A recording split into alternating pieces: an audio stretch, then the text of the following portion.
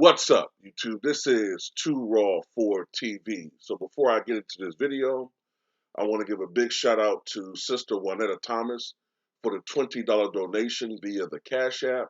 And I saw your video request, and I can put that over here. I have a music channel, but it's a larger audience over here, so I can just put it over here. A lot of great groups in the 80s and 90s as far as music is concerned.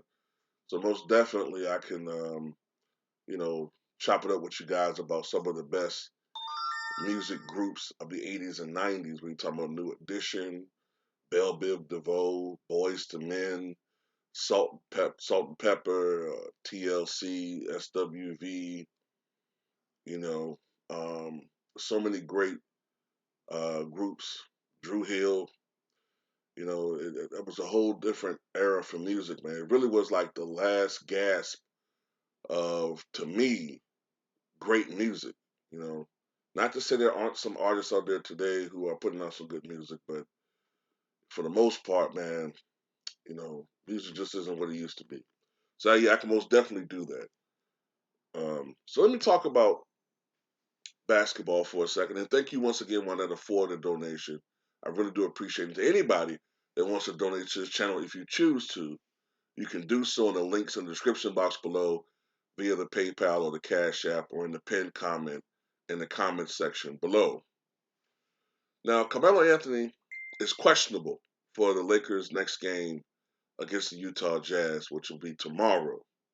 Now, it was about 2 weeks ago when Carmelo tweaked his hamstring, or it looked like he tweaked his hamstring, going up for a jump shot. I forget the team they were playing against offhand.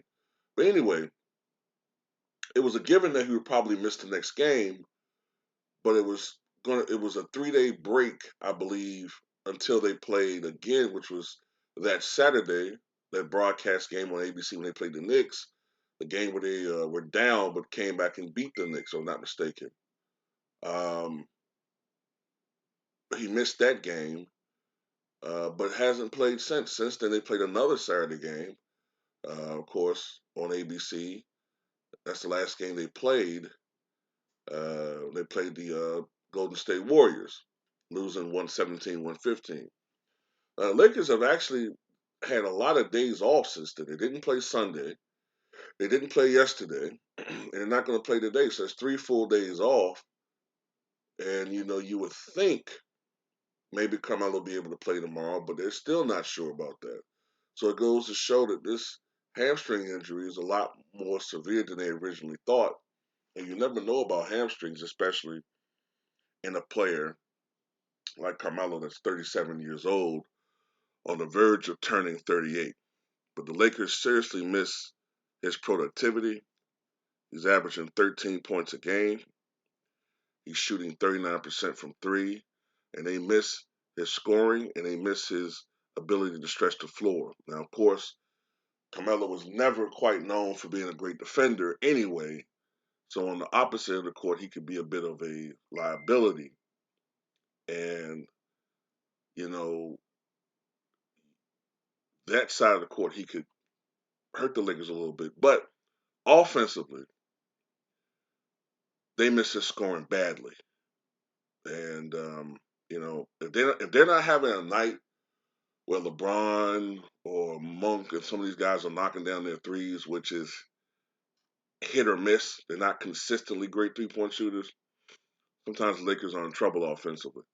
So yeah, hopefully, if you're a Laker fan or a Carmelo fan, you hope that he will be available tomorrow, because the Utah Jazz are no joke. They are the fourth seeded team in the Western Conference right now. And while the Lakers do somewhat match up more favorably toward Utah, Utah is still a team very capable of beating the Lakers on any given night. So that's all I want to say in this video. Tell me what you guys think.